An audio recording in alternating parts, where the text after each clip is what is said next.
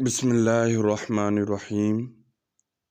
آج میں حاجات پوری ہونے کے لیے ایک خاص عمل لے کر حاضر ہوا ہوں۔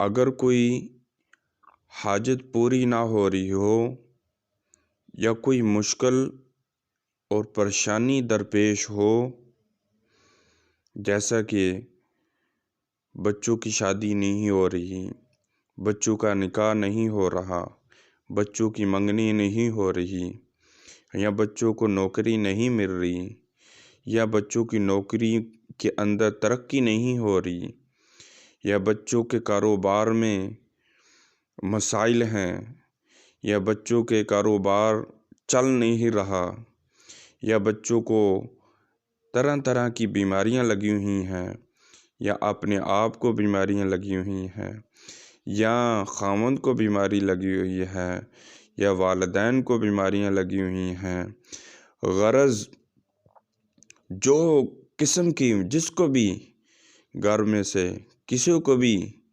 بیماریاں لگی ہوئی ہوں اور جان چھوڑ ہی نہ رہی ہوں، یا جادو جنات کا مسئلہ ہو، اس سے نجات حاصل کرنی ہو، اس سے نجات نہ مل رہی ہو، غرض کوئی بھی مسئلہ ہو تو پریشان ہونے کی ضرورت نہیں۔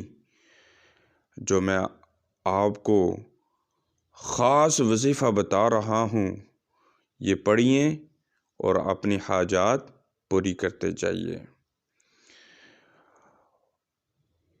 اس کا طریقہ یہ ہوگا، آپ نے 2 رکعت نماز صلاۃ الحاجات پڑھنی ہے، پھر سلام پھیرنا ہے، پھر 11 مرتبہ آپ نے درود شریف پڑھنا ہے، پھر 14 آیات سجدہ جو آپ اوپر دیکھ رہے ہیں یہ آپ نے پڑھنی ہے۔ اسی طرح پڑھنی ہے کہ ایک آیت پڑھیں اور اس کے بعد آپ نے سجدہ تلاوت کرنا ہے،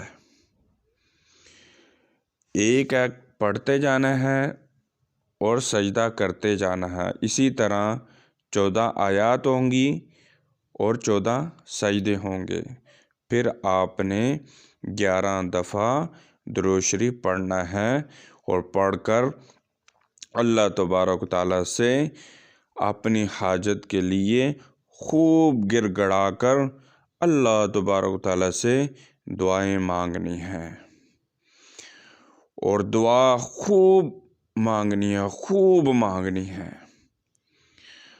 اور یہ جو عمل کرنا ہے، ایک عمل ایک ہی حاجت کے لیے آپ نے کرنا ہے۔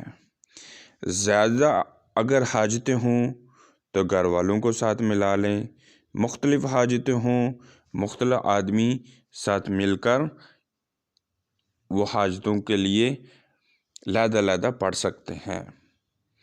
ہمیں دعاؤں میں یاد رکھنا۔ اللہ حافظ۔